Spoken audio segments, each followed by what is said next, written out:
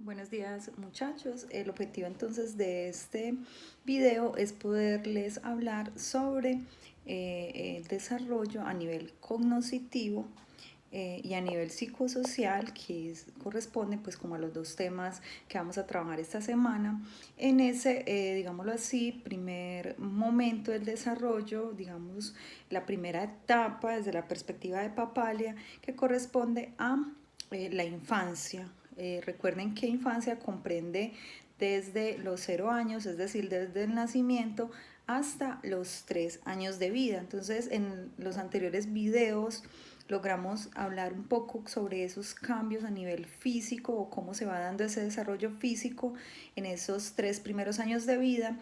Y la idea es que esta semana logremos pensarnos y logremos puntualizar cuáles son esos principales cambios a nivel de desarrollo cognitivo y a nivel de desarrollo psicosocial.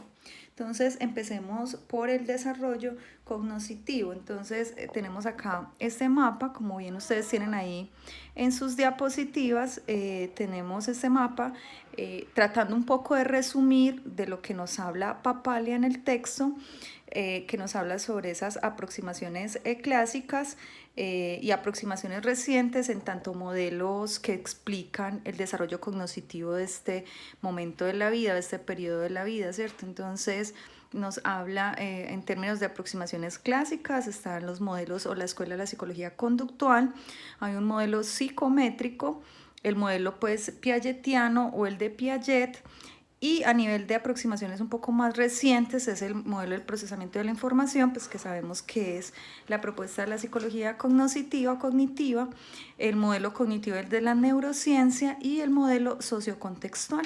Entonces, todos estos modelos es para que tratemos de comprender, pues es tan complejo dar cuenta del desarrollo cognitivo de un sujeto que han habido, digamos, muchas perspectivas y Papalia lo que hace es ponernos en contexto todas esas perspectivas, todos esos modelos, tratando de contarnos un poco qué es lo que propone cada uno de estos modelos o que habla cada uno de estos modelos acerca de cómo se da el desarrollo cognitivo en estos primeros 3 años de vida. Recuerden que estos primeros 3 años de vida son fundamentales, es un periodo que se puede considerar crítico, significativo, donde se presenta la mayor parte de cambios a nivel de desarrollo y que seguramente lo que ocurra en estos primeros 3 años de vida va a impactar significativamente las posteriores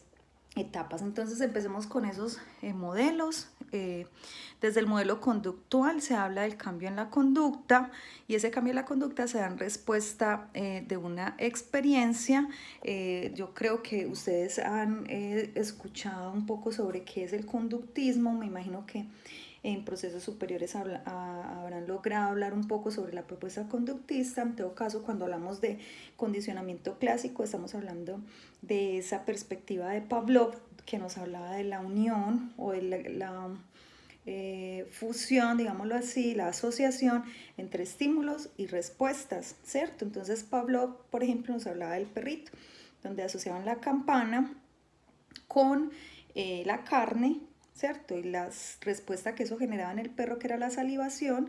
Entonces, primero le mostraban la carne, el perro salivaba, luego le asociaban la carne con la campana para obtener esa misma salivación y en última instancia lo que se pretendía era que con el solo sonar la campana, sin que se mostrara la carne, el perro se condicionara y aprendiera desde esa perspectiva que cuando suena la campana es porque hay comida, entonces la respuesta es la salivación.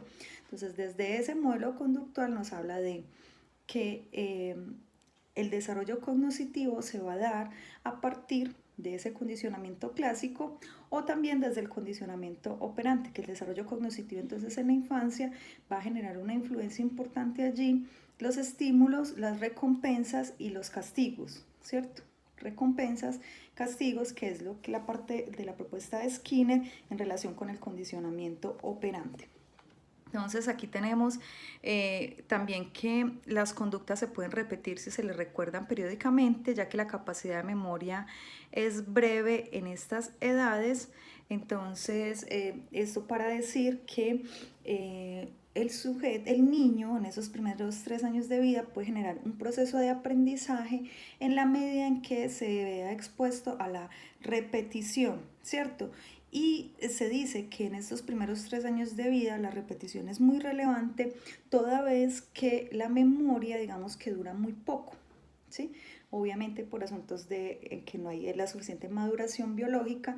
Entonces nos dice que para que se genere el aprendizaje, siendo un proceso cognoscitivo el aprendizaje, para que se pueda dar, es necesario repetir, repetir, repetir para que se pueda, digámoslo así, generar determinada conducta en ese niño como consecuencia del aprendizaje, toda vez entonces que la memoria es breve, ¿sí? Entonces la conducta también se repite cuando reconoce un objeto y despierta el recuerdo de la experiencia. Esto es importante, ¿cierto? Entonces dice que el niño va a evidenciar la conducta X o Y esperada, va a reconocer, digámoslo así, unos objetos, siempre y cuando haya pues como una asociación con un recuerdo, ¿cierto? Con una experiencia vivida. Entonces, la conducta se va a repetir si es asociada con un recuerdo, con una experiencia.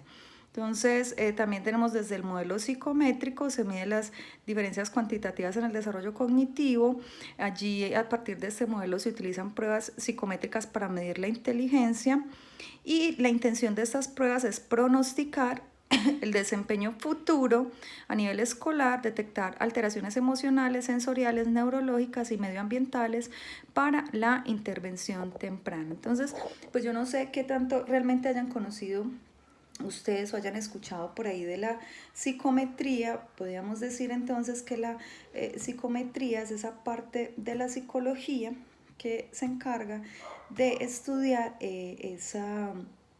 la medición. Ustedes saben que dentro de los métodos pues, que nosotros utilizamos a la hora de evaluar a un paciente, cualquiera que sea su edad, es utilizar utilizamos la entrevista, utilizamos la observación.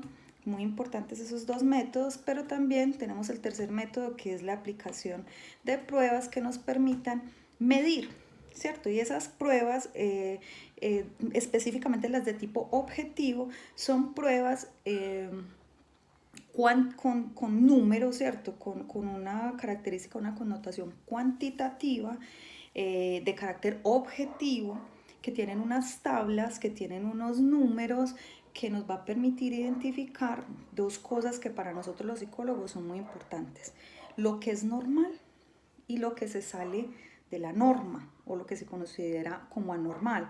Entonces me dirán, profe, es que eso es muy relativo. Pues lo que puede ser normal para mí es anormal para otra persona, pudiera ser, ¿cierto?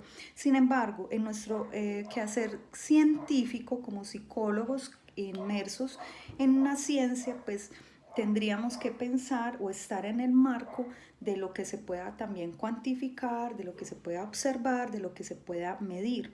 Por lo tanto, la psicometría aparece apoyar a la psicología como ciencia en esa parte, digamos así, cuantitativa, y permitirnos determinar en determinados casos, en determinadas conductas o en determinados desempeños, que pudiéramos considerar que está en la norma y que podemos considerar que está o que se sale de la norma o que es anormal.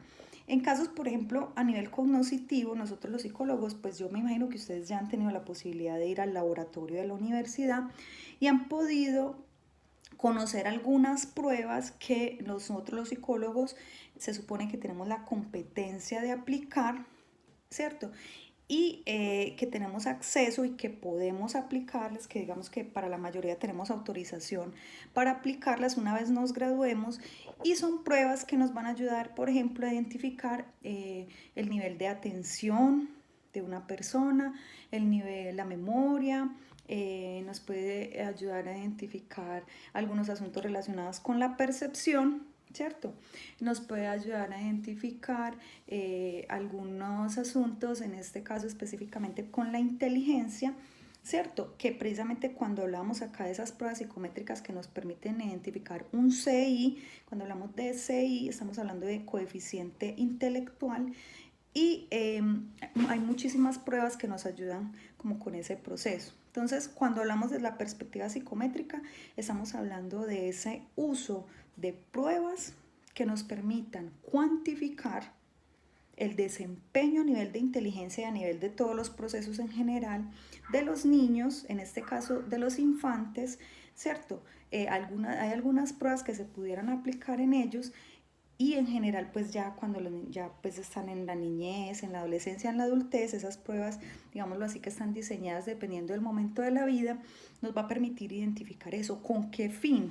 Yo no sé si ustedes son conscientes o lo hemos alcanzado a hablar, pero nosotros los psicólogos tenemos, digámoslo así, 4 funciones muy importantes o 4 tareas, que son describir, explicar, predecir y controlar la conducta humana, que es nuestro objeto de estudio.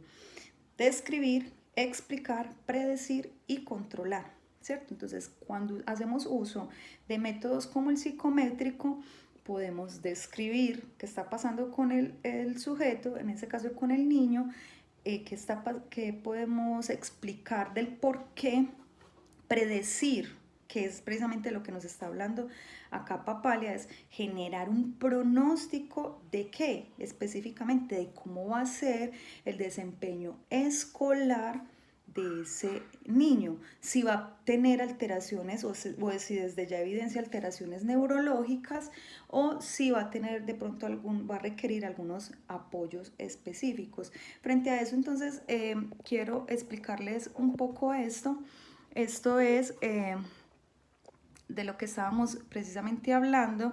Quiero hablarles de esto. Yo no sé si ustedes en su curso de pronto de procesos superiores ya llegaron a este tema o alcanzarían a hablar de esto, pero cuando hablamos de inteligencia desde la psicometría, es decir, del CI, cuando hablamos del CI, que estamos hablando del coeficiente intelectual, que digámoslo así es la manera objetiva y psicométrica de dar cuenta de algo muy importante, y es si ese niño, a la luz de un número, de unos números, pero además de una funcionalidad, pero desde la psicometría es a la luz de un número en el desempeño, después de aplicarle un montón de pruebas, si ese niño saca como resultado de X o Y número, a nosotros los psicólogos eso nos va a permitir determinar e identificar si el coeficiente intelectual de ese niño es normal o anormal, es decir, si ese niño tiene una inteligencia normal, si tiene una inteligencia inferior, o si tiene una inteligencia mucho más inferior, que sería una discapacidad intelectual o lo que se conoce como retraso mental, o si el niño tiene una inteligencia superior, o si el niño tiene una inteligencia muy superior, que es lo que conocemos como lo que se llaman talentos excepcionales, que los conocemos nosotros como pues personas con capacidades excepcionales o superdotados, ¿cierto? Entonces, desde esta perspectiva podemos decir que el CI, identificar el CI en un niño, nos va a permitir a generar pronósticos de qué va a pasar con él y cómo va a ser su desarrollo cognitivo. Entonces, hay unas pruebas que se llaman las pruebas Wechsler. Esas pruebas son pruebas de inteligencia,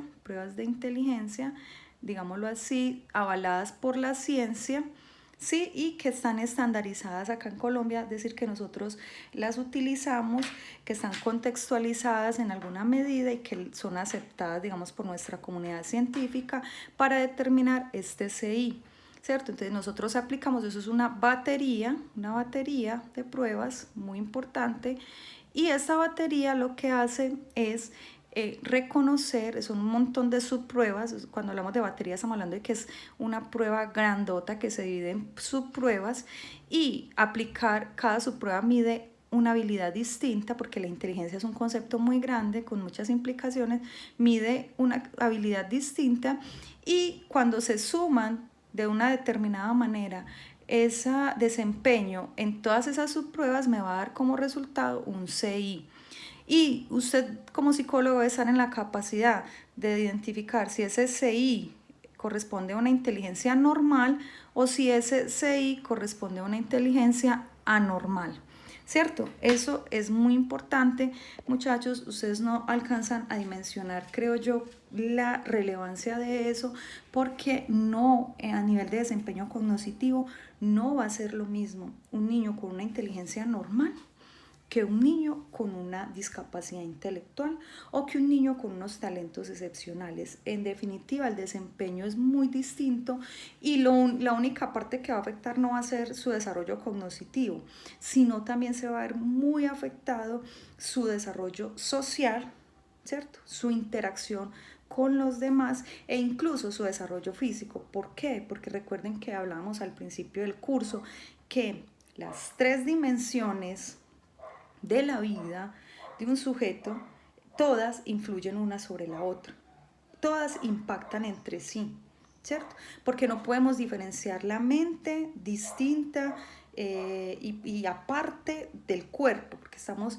fusionados, estamos integrados, nosotros no estamos divididos, nosotros no somos partes, nosotros somos un todo. En ese orden de ideas podemos decir que si un niño le detectamos que tiene un retraso mental, ¿cierto? Una discapacidad intelectual, entonces vamos a poder generar un pronóstico de un montón de dificultades que va a tener, pero también se puede convertir en la oportunidad temprana de generar, digámoslo así, un plan de intervención que permita potenciar al máximo las habilidades de ese niño, ¿cierto?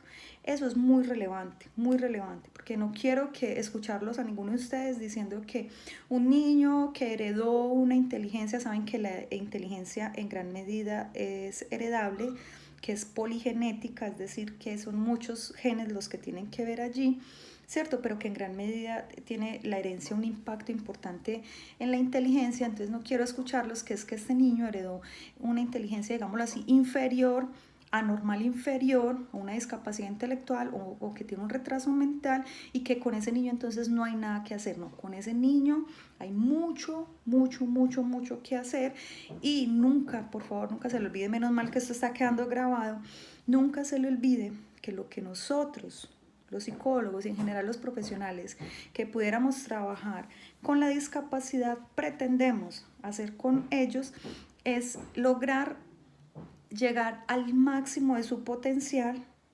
teniendo claridad de que ellos van a llegar a un punto y que seguramente de ese punto no van a pasar.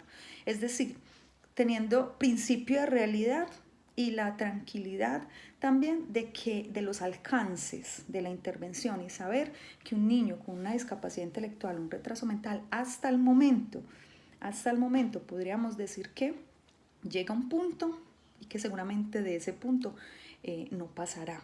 Ahora, ¿cuál es lo ideal de ese punto? Es que sea el máximo de su potencial, ¿cierto? Pero también la realidad es que no le podemos exigir un montón de cosas que una persona con una inteligencia normal o que una persona con una inteligencia superior sí es capaz de hacer. Eso es lo más relevante. Entonces, buscar o llegar al máximo potencial, siempre hay muchas cosas por hacer, independientemente del nivel de gravedad de su discapacidad mental, de su discapacidad cognitiva, de su retraso mental, si es leve, si es moderado, si es profundo, si es severo, si es profundo.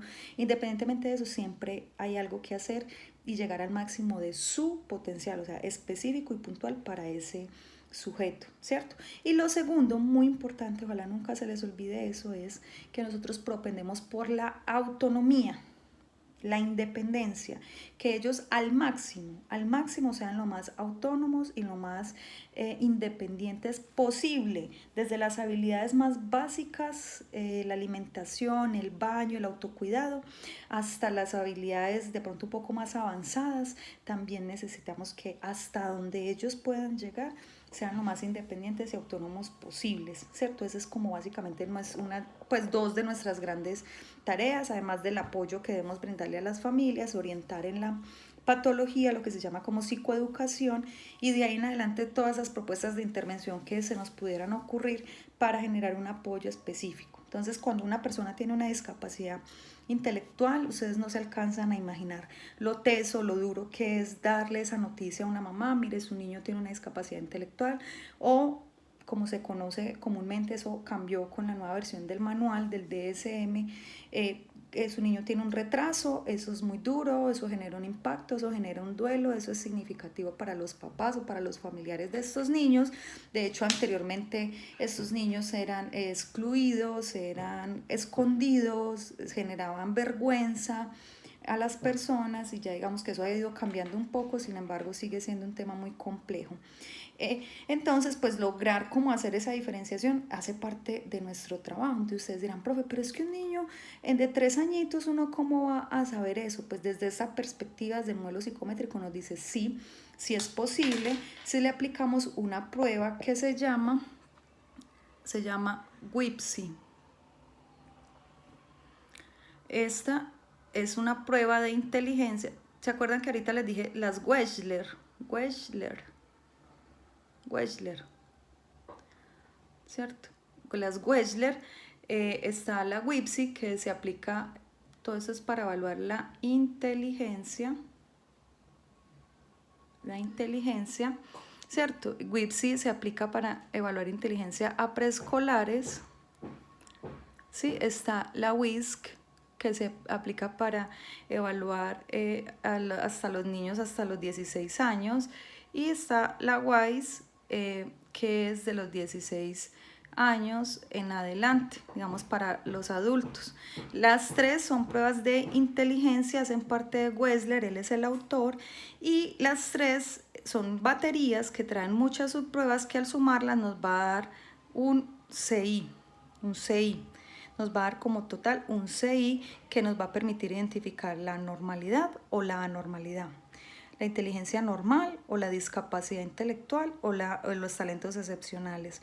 Desde que sea normal, sea hacia abajo o sea hacia arriba, si es anormal, en todo caso, siempre hay que pensar en un plan de intervención. Hacia abajo es un plan de intervención X, hacia arriba es otro plan de intervención, pero en ambas, desde que sea anormal, va a requerir unos apoyos, no solamente del profesional en psicología, sino también de los demás profesionales que pudieran aportar en este proceso. ¿Cuáles profesionales? Si es un tema en el desarrollo del lenguaje, está el terapeuta del lenguaje o el fonoaudiólogo. Si es un tema a nivel de desarrollo de motricidad, está se llama terapeuta ocupacional. Si es un tema pues a nivel como muscular y demás, está el fisioterapeuta. Si es un asunto, por ejemplo, un síndrome genético, están los genetistas, pero también están los fisiatras, que son los médicos especialistas en discapacidad, ¿cierto? Y pues por poner algún ejemplo de ellos, a veces necesitamos desde de psiquiatría, de neurología, bueno, dependiendo de la característica o la naturaleza de la situación que generó la alteración a nivel cognitivo, específicamente a nivel de la inteligencia. Entonces ya les dije, ahí les nombré cuáles son de pronto las pruebas que hay, y les voy a mostrar aquí rápidamente cómo más o menos son números. No quiero que se estresen al ver números, pero sí que sepan que ustedes van a ver un curso que se llama psicometría, otro que se llama pruebas objetivas, y allí van a ver pues como lo relevante o la importancia de conocer esos números, y lo más importante para nosotros es saber interpretar esos números. Entonces, les muestro acá. Nosotros trabajamos sobre una media en inteligencia, volvemos a las escalas Wechsler, ¿cierto? Porque eso también va a depender de la prueba, pero como les digo, esta prueba es muy relevante a nivel de inteligencia y muy reconocida científicamente, digamos que es una de las de mayor uso. Nos dice que la media es 100, es decir, que a todas las personas que cuando hicieron la investigación de la prueba, a las personas que le aplicaban la prueba, la mayoría sacó 100, y nos dan un intervalo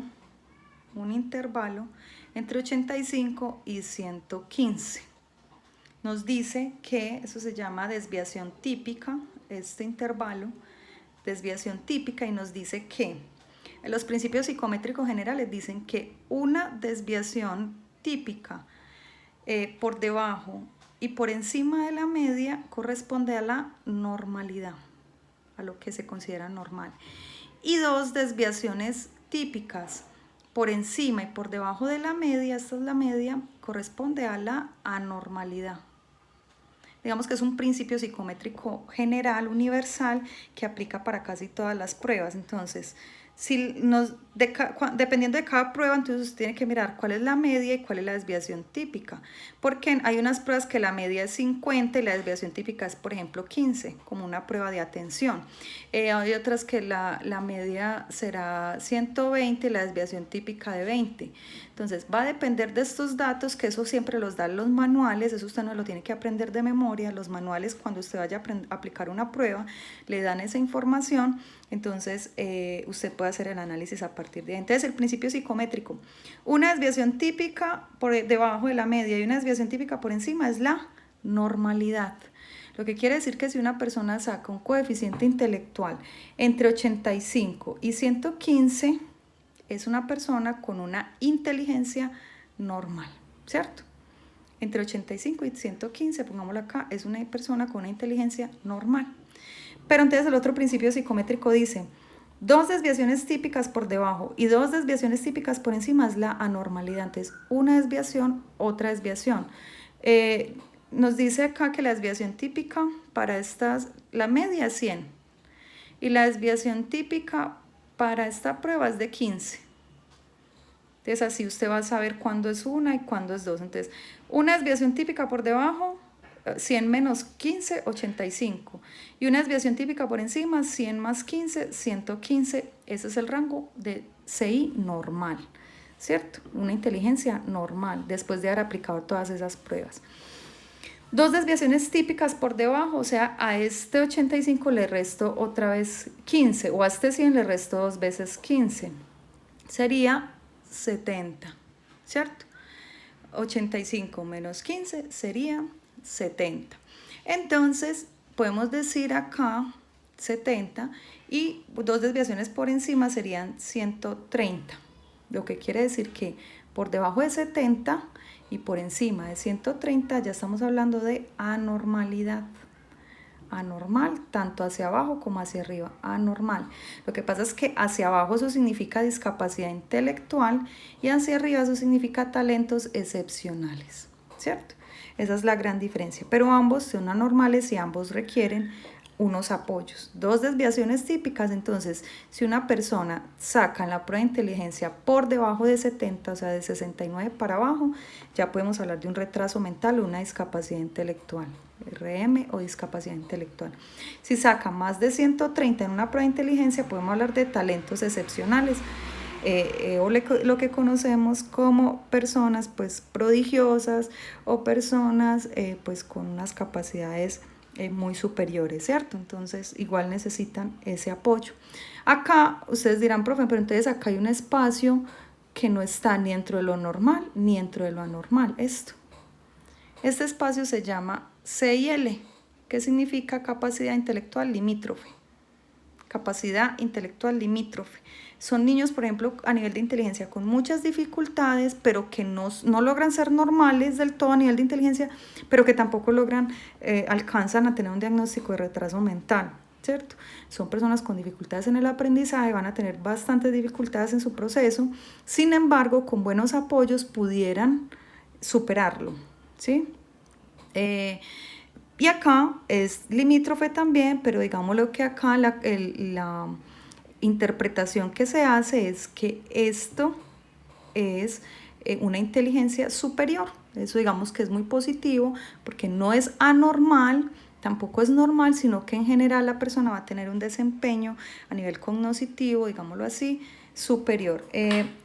Yo espero pues que no se me angustien con todos estos números y estas gráficas, sobre todo para aquellos que pensaron que psicología no tenía números, sí los tiene y este componente científico es muy importante.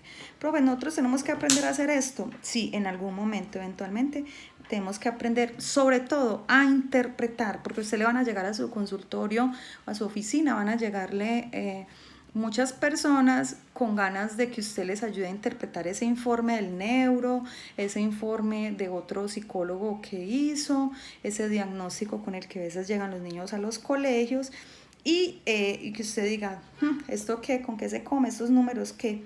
Esos números tienen una interpretación donde va a aparecer también el manual, el DSM, va a aparecer el manual.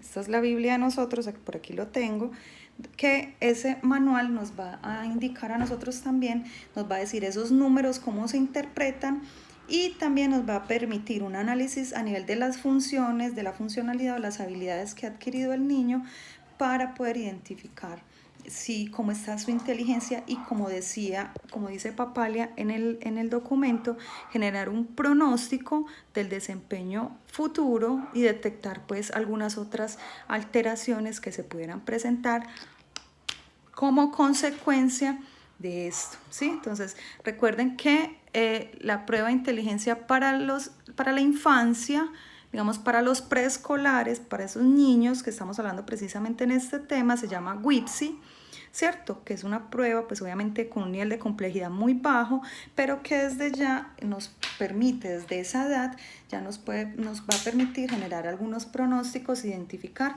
en alguna medida la inteligencia. ¿Listo? Entonces, en el próximo video continuaremos entonces con estos temas de desarrollo cognitivo en la infancia.